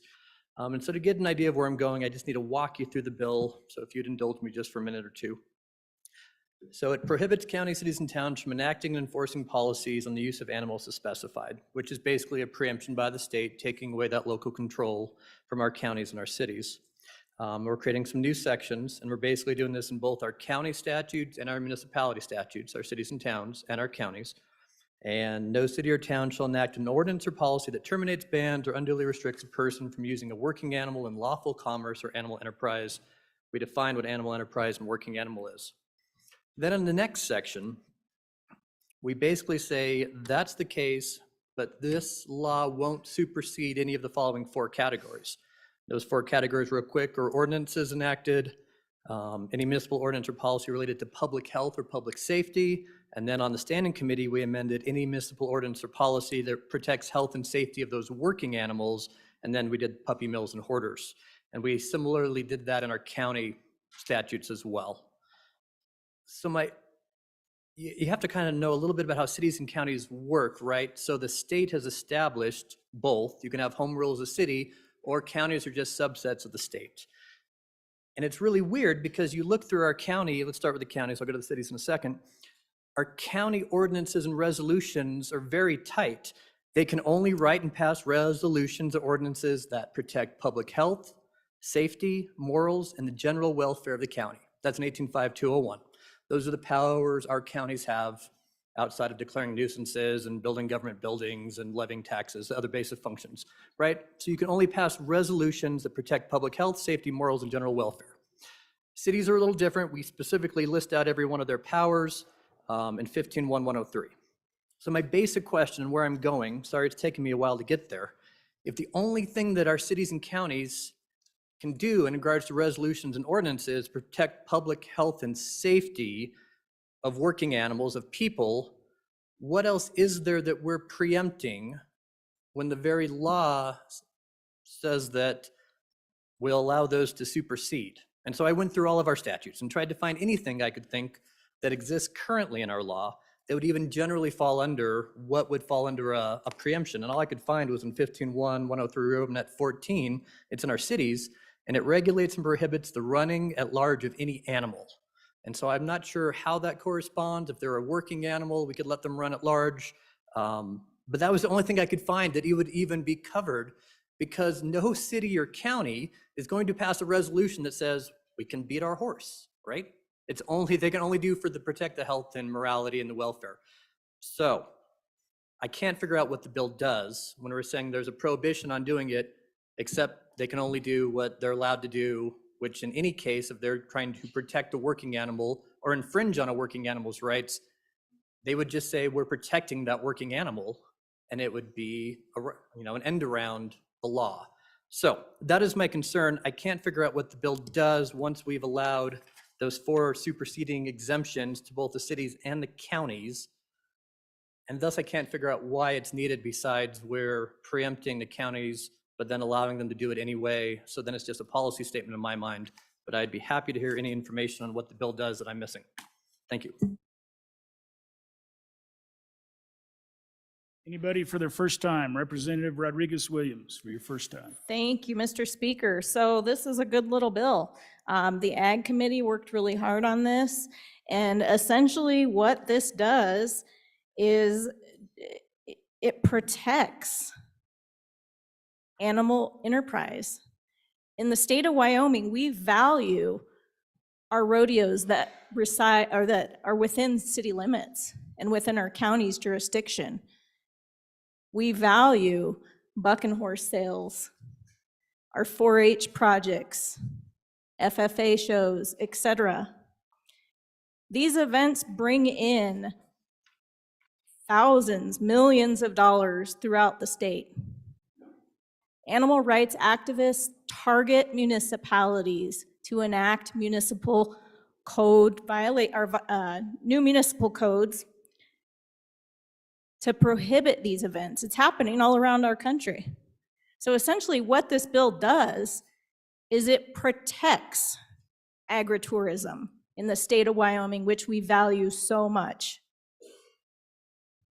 There was a lot of talk in committee about chicken roping and all kinds of other very innovative events that take place within city limits. However, I remind you that local government is merely political subdivisions of this state. And this bill, furthermore, does not prohibit, as the previous speaker just mentioned, it does not remove any local public health or safety laws that are in place, and it doesn't prohibit further enactment of public health or safety laws to be enacted. I urge your support on this bill. Thank you. Anybody else for their first time? Chairman Eklund for your first time.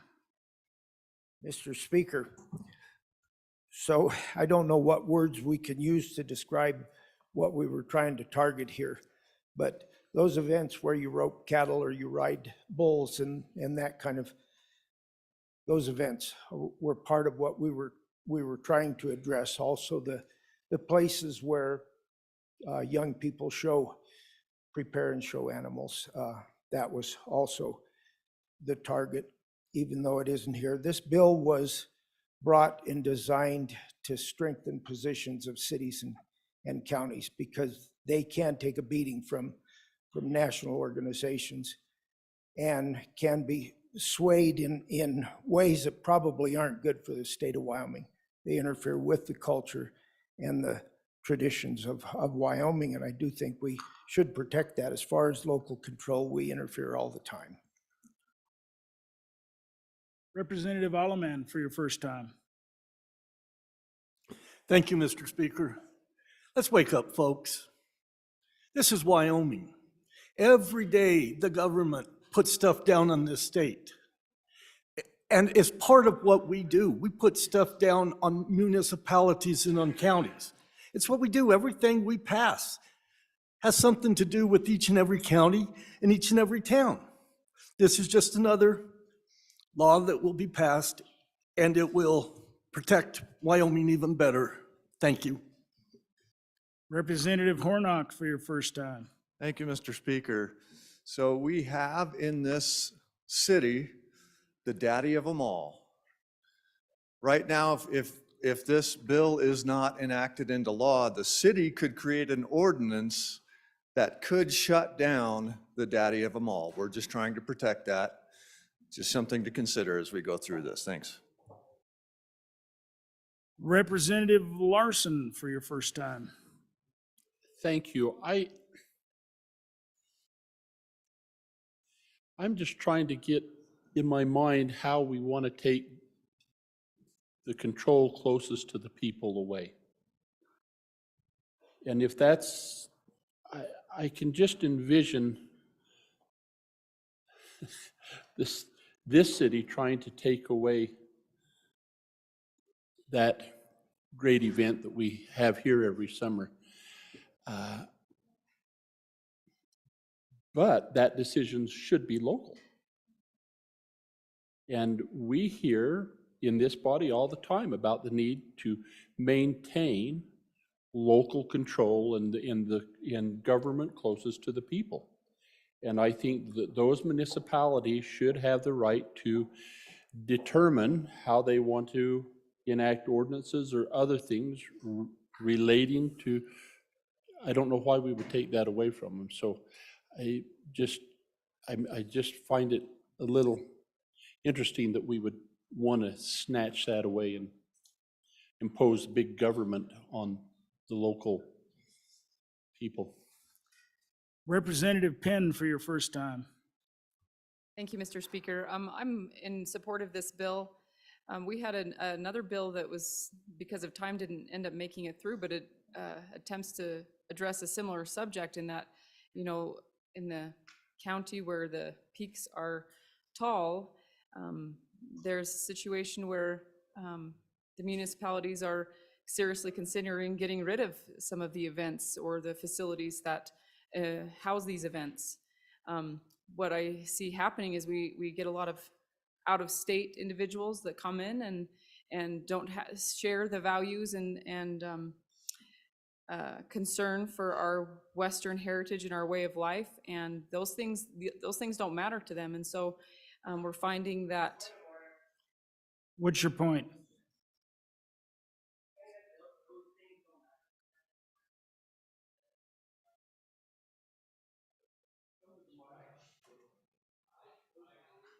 Microphone.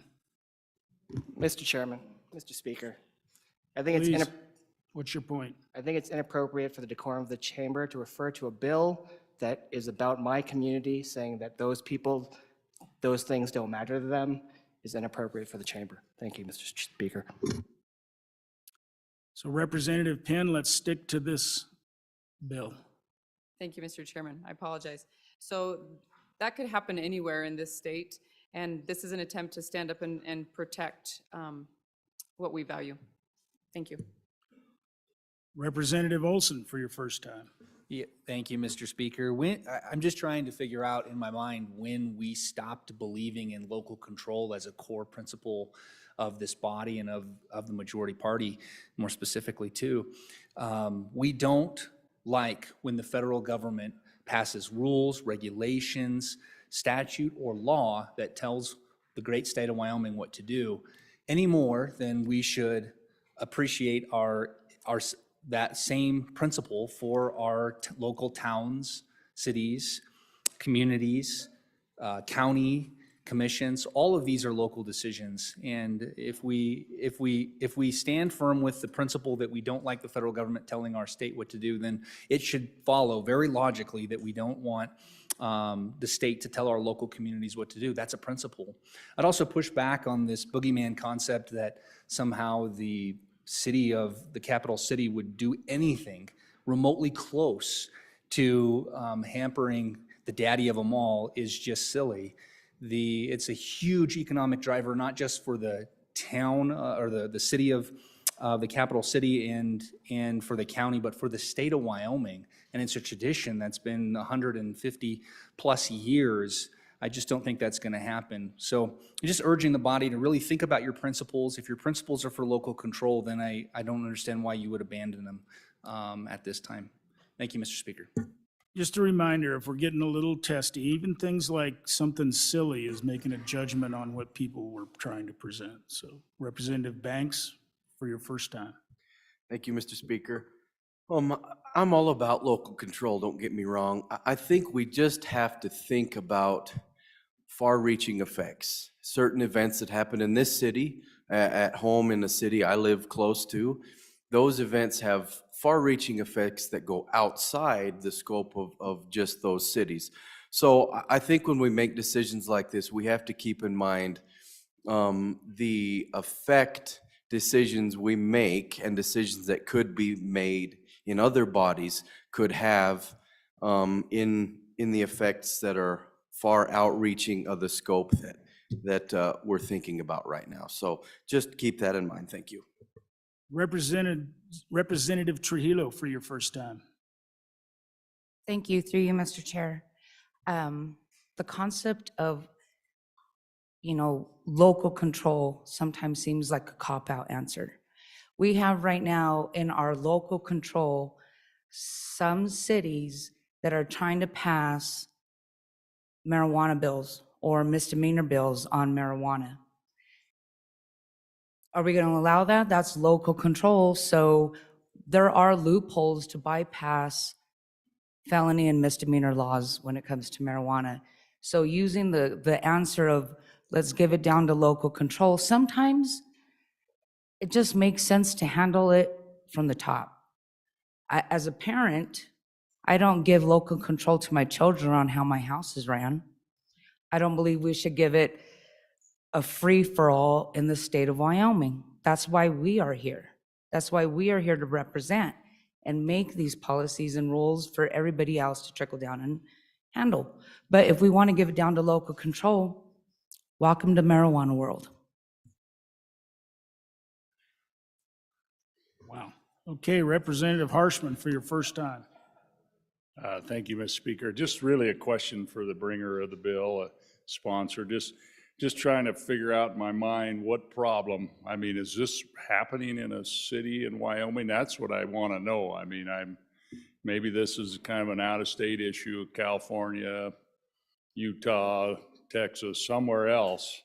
But I haven't heard of anybody in Wyoming banning rodeo or something, or I don't know. So I'm just wondering what problem we're trying to solve. So thank you. If there's an example of that, I'd appreciate it. Thank you, Mr. Speaker. Representative Craigo for your first time.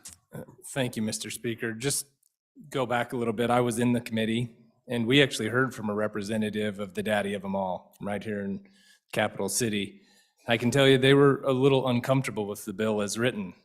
And the reason why is unintended consequences. What we write on paper has meaning. It means something. And their concern was, just so you all know, that we're sending a message that we don't care about. That actually it's the opposite. We don't care about the animals. They were worried it will create a national view that Wyoming doesn't care about all the rest of the animals. We only care about this and we're not looking out for them. That was what the standing committee amendment was try to address that. I don't know if it did or it didn't, but that's what we were trying to do. So just so you know, that testimony was had within the committee, and we actually heard from a representative, and I can tell you they didn't ask us to pass the bill. Well, I've struggled with this one since it came out of committee. I'm a rodeo guy. I grew up rodeoing. That's my childhood until I was out of college. That's what I did every weekend. And so do I want to protect that particular industry? Absolutely. But I also believe in local control and putting unreasonable restrictions on our cities and towns back home. I'm not sure that's the right call either. And so like I said, I've struggled. I voted it to send it forward out of committee because I think it's worthy of a discussion here on the floor. But at the end of the day, I guess we all just have to make a judgment call. Where are we going with that? Do we want to let our cities and towns make their own calls? Because what we do in this bill has ramifications in other areas of the law as well. And so I would just close with that. Thank you, Mr. Speaker. Representative Pendergraft for your first time. Thank you, Mr. Speaker. At the back of our state constitution, there is a section called Notable Facts. And this lists a number of things that have been brought up as a state flower, a state animal. These things are protected because they're a reflection of the culture of the state. I can't go out and pick the Indian paintbrush because it's protected. By the same way, we have a state sport which happens to be rodeo. I think it's appropriate that we continue to protect those things that are our ideals as a state, that are a part of our culture. And I urge an aye on this bill. Representative Ottman for your first time. Thank you, Mr. Speaker. Just for thought, as I think about local control, which I am very supportive, I also think about where I live. I live in the county and there are no building codes, but because of institutions and loaning organizations where you might get some money to do something, or insurance, they put restrictions on you, which are, a lot of them are in policy or statute. So there's things like that going on where you don't know about those until you go to do something. And you say, well, there's no building codes in this county. And they're like, yes, but you will follow our rules. And I kind of see that happening here. As we're growing and more people are moving in and different ideals, and we look at the different districts that we have, the special districts and everything like that, a lot of us and a lot of our constituents are not privy to go to those meetings because they're at work. And so they trust that things are going along, and until you go to do something locally, you don't even realize that something has been done to restrict the things that you like to do. So as there are the commissions and different energy things and different laws, and just all of these things are happening as we speak because the people that go to the meetings make the decisions. So we're at the meeting, we're making the decisions for our constituents. So I just ask that you consider that and vote aye. Thank you. Anybody else for their first time? Anybody for their second time? Representative Alamand, for your second time. Thank you, Mr. Chairman. The representative from the big rodeo here in town, he did not support the bill, but he sure did not reject it either. And then just a few minutes ago, I reached down into my drawer and I pulled out a little stack of bills. See if any of these have any local consequences or rules. Voter identification limitations. That you're off the amendment, off the bill now. Get Okay, back on the what bill. I'm just trying to say is everything we do has to do with our local people, our local municipalities and counties. This is no different. This is just another rule or law that we want to pass. Has everything to do with every city and every county in this state. Thank you. Representative Rodriguez-Williams for your second time. Thank you, Mr. Speaker. 3 points on the amendment. First, local governments did not form state governments, and state governments are in no way subservient to local governments. Second, this isn't just about rodeo. This is about preserving our Western heritage and a lot of events that drive millions of dollars into this state through tourism. My family, yes, we are involved in our summer rodeo. My husband judges, and my kids work selling programs and in concessions. If you frequent our rodeo and you walk around on the street downtown in the town in which I live in, there are animal rights activists passing out flyers stating not to support our local events. Furthermore, we have an animal cruelty statute in the books. This doesn't intrude on that at all. And third, this is an opportunity to be preventative. Looking back, when we went through COVID, people were saying, oh, that would never happen in Wyoming. Never. This bill stands in front of something that's coming down the pipe and is already happening across our nation. I stand in support of the bill. Representative Larson for your second time. Thank you, Mr. Chairman. And I think that the comment made a couple of speakers ago about everything we do here is impacting local governments. I just completely agree with him. And so we're either putting burden of big government on locals, or we're doing something to remove the burden of big government on locals in every action we make. And so what I am suggesting is that this is taking the freedoms away from local governments to choose how they want to administer and watch over the animals in their jurisdiction, and not to place the burden of big government on them to say, this is you may not want this, but because we're big government, we're telling you you do like this, and this is how you have to do it. I think local control is the best, and this interferes with that. Anybody else for their second time before the bringer of the amendment? Chairman Zwanitzer. Thank you. Thank you, Mr. Speaker. And I agree with everyone. This goes far beyond rodeo. And if you don't understand how far it goes, you probably shouldn't vote for the bill. And I didn't hear one person bring up an example of what would be covered now with all the exemptions. And that's why I brought this amendment, was for someone to say, now that we're actually protecting all this and all this supersedes the statute, what does this bill actually do? And I appreciate it's a philosophical statement, right? But back to this concept, we keep having that words have meaning and our laws have to have meaning. And so we can't have a philosophical debate without looking at the words we put down on paper and how they affect. And so, and I heard we can't always trust our elected officials from undue influence. I would submit to you some of our elected officials may say the same about this body, right? There's undue influence on everyone at all levels of government.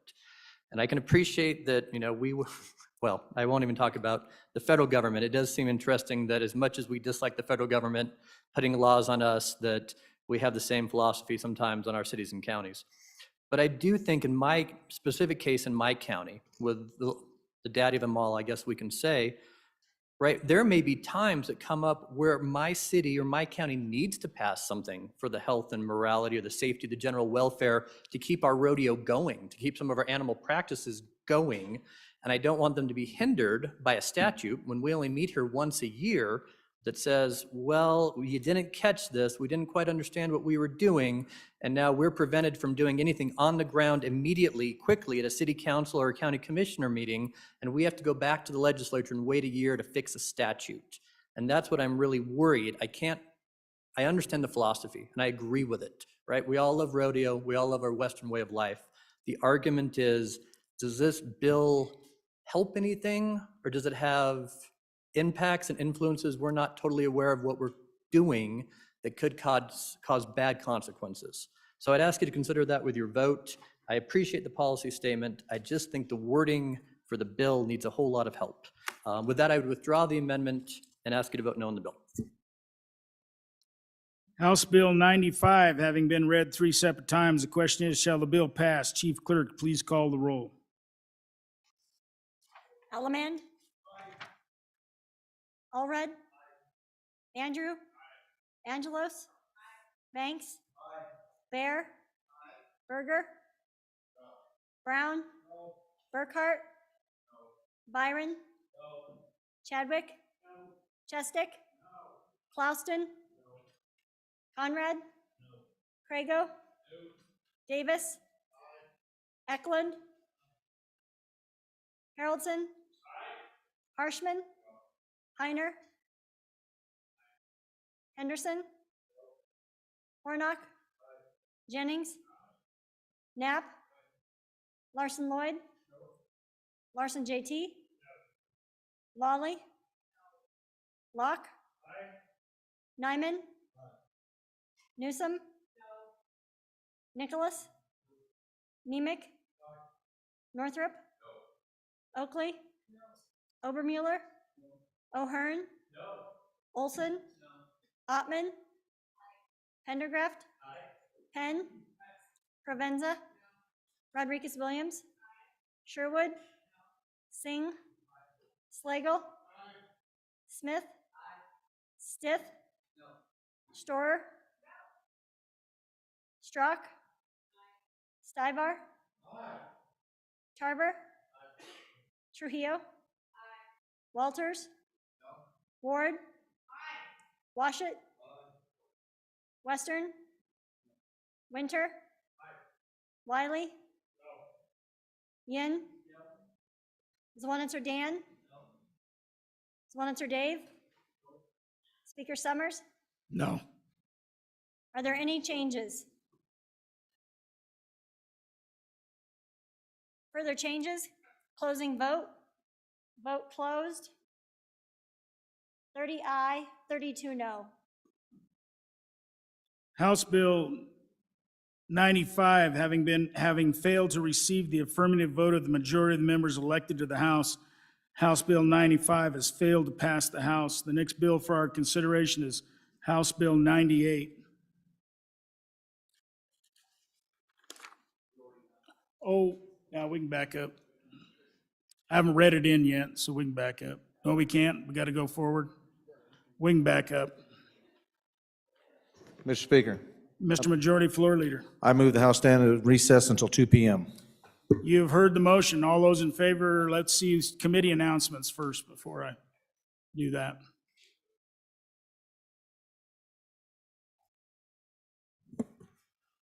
Chairman Northrup. Mr. Speaker, thank you. For committee number 4, education will meet upon, let's call it 12:30, and we're going to do Senate File 51, School Finance Regional Cost Adjustment. Chairman Nicholas. Thank you, Mr. Speaker. Your House Appropriations will meet in 15 minutes to hear Senate File 118 and re-referral Senate File 42, and any other re-referrals if they're out there. 158. Anybody else? You've heard the motion. All those in favor, Chairman Olson. Thank you, Mr. Speaker. Your House Corporations, Elections, and Political Subdivisions will meet upon recess here in room E005 to hear 2 bills, Senate File 5, Medical Malpractice Statutory Update, and Senate File 6, Insurance Rebating Modernization. Anybody else?